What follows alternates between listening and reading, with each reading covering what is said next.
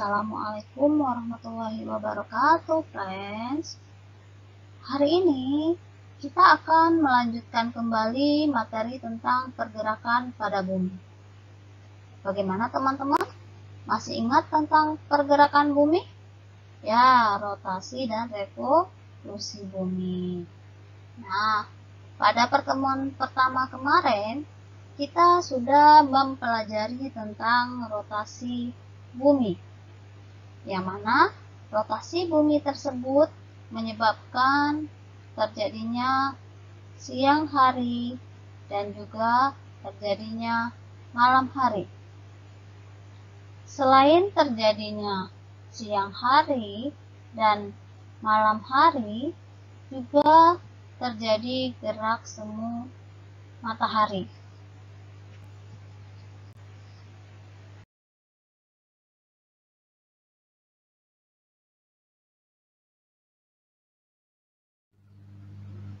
Selain berputar pada porosnya, bumi juga berputar mengelilingi matahari. Seperti apa gerakannya? Mari kita perhatikan percobaan berikut ini.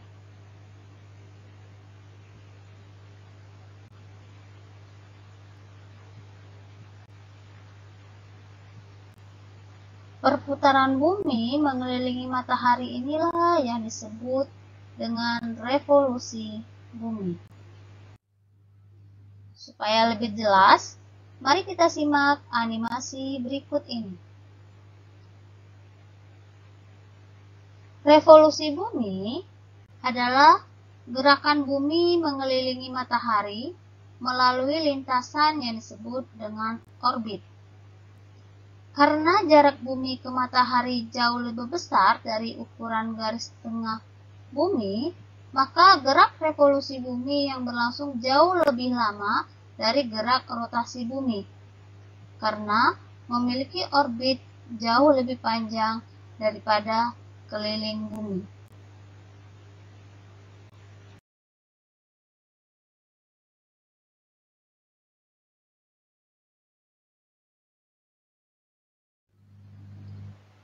Waktu yang dibutuhkan oleh bumi untuk melakukan revolusi bumi disebut dengan kala revolusi. Kala revolusi bumi yaitu 365/4 hari. Tempat edar bumi disebut dengan orbit dan bentuk edarnya elip, bukan berbentuk lingkaran penuh. Sedangkan bidang edarnya disebut juga dengan ekliptika. Pengaruh dari revolusi bumi. Pengaruh yang pertama adalah gerak semu tahunan matahari. Gerak semu tahunan matahari yang mana seolah-olah matahari itu bergerak dari selatan menuju ke arah utara dan kembali lagi ke arah selatan setiap tahunnya. Hal ini terjadi karena bumi mengelilingi matahari tidak tegak lurus, tetapi dengan kemiringan 23,5 derajat, sehingga yang condong ke matahari bumi bagian utara dan terkadang bumi bagian selatan. Matahari tepat di atas garis khatulistiwa hanya 2 kali dalam 1 tahun. Selebihnya, matahari bergeser di bumi bagian utara. Ini gambar gerak semu tahunan matahari. Tanggal 21 Maret dan tanggal 23 September, matahari tepat berada di khatulistiwa. Kemudian, matahari akan bergeser ke arah utara sedikit. Kemudian matahari akan tampak bergeser ke arah selatan pada tanggal 22 Desember. Matahari ketika berada di utara akan terletak pada 23,5 derajat lintang utara, dan ketika berada di selatan akan berada di 23,5 derajat lintang selatan.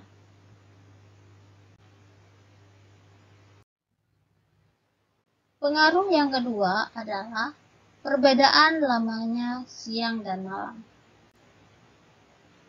Belahan bumi utara akan mengalami siang lebih lama pada tanggal 21 Maret sampai 23 September. Karena matahari terletak di belahan bumi utara dan puncaknya bulan Juni, siang hari akan paling lama. Pada belahan bumi selatan akan mengalami siang lebih lama pada tanggal 23 September sampai 21 Maret. Karena matahari terletak di belahan bumi selatan dan puncaknya bulan Desember, siang hari paling lama. Untuk perbedaan siang dan malam, kita bisa ilustrasikan pada skema berikut ini. Kita lihat gambar paling kanan. Di sini terlihat bahwa bumi bagian utara lebih dekat ke arah matahari, sedangkan bumi bagian selatan menjauhi matahari. Sehingga pada belahan bumi bagian utara akan mengalami siang lebih lama dibandingkan dengan daerah belahan bumi bagian selatan. Selanjutnya, bagian bumi yang mendekati ke arah matahari adalah daerah ekuator atau khatulistiwa. Sehingga antara siang dan malam lamanya sama karena jarak kutub utara dan kutub selatan ke arah matahari itu sama. Selanjutnya, kutub selatan lebih dekat ke arah matahari dibandingkan dengan bagian utara, sehingga pada bagian selatan ini lebih lama mendapatkan sinar matahari yang mengakibatkan bumi bagian selatan siang harinya lebih lama dibandingkan dengan bumi bagian utara. Pengaruh dari revolusi bumi yang ketiga adalah terlihatnya rasi bintang yang berbeda-beda. Rasi bintang adalah susunan bintang-bintang yang tampak dari bumi membentuk pola-pola tertentu. Bintang-bintang tersebut tidak berdekatan, tapi berjauhan. Namun, ketika diamati dari bumi, seolah bintang-bintang tersebut tampak saling berdekatan. Contoh rasi bintang antara lain Leo, Biduk, Scorpio, Gemini, dan banyak lagi yang lainnya.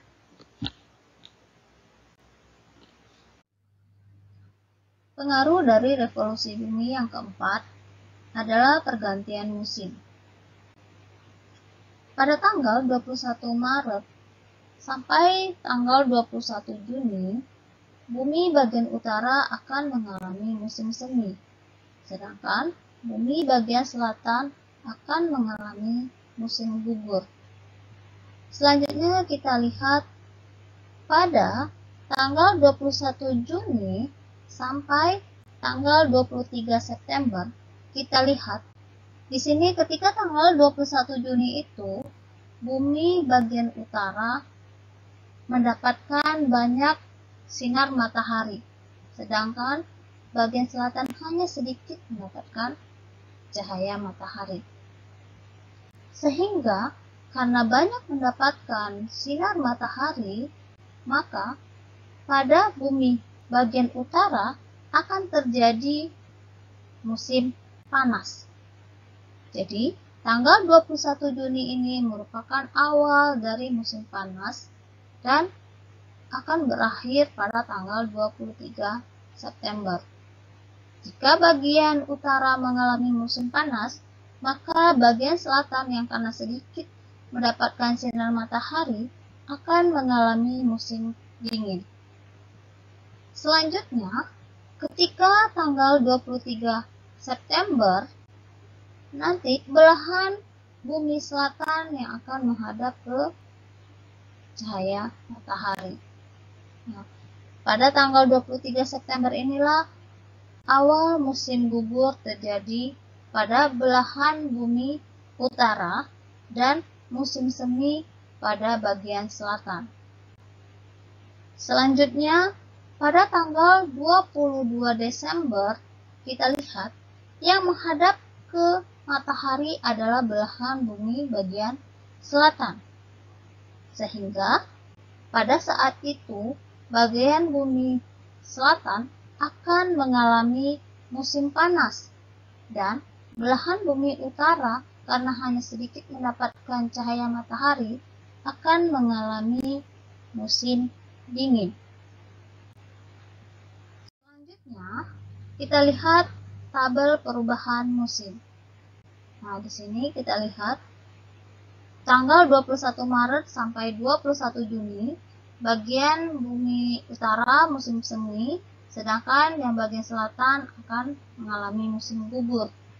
Tanggal 21 Juni sampai 23 September, bumi bagian utara mengalami musim panas dan bumi bagian selatan akan mengalami musim dingin. Selanjutnya, 23 September sampai 22 Desember, bumi bagian utara akan mengalami musim gugur, sedangkan bumi bagian selatan akan mengalami musim semi. Yang terakhir, tanggal 22 Desember sampai 21 Maret, bumi bagian utara akan mengalami musim dingin, dan bumi bagian selatan akan mengalami musim panas. Pergantian musim ini akan terjadi setiap 3 bulan sekali. Nah, sedangkan di Indonesia hanya memiliki 2 musim, yaitu musim penghujan yang berlangsung bulan Oktober sampai bulan Maret, yang mana ketika matahari berada di selatan khatulistiwa. Selanjutnya, musim kemarau berlangsung pada bulan April sampai September, ketika matahari berada di utara khatulistiwa. Demikianlah materi kita hari ini. Semoga teman-teman semua bisa memahaminya. Dan Miss akhiri, wassalamualaikum warahmatullahi wabarakatuh.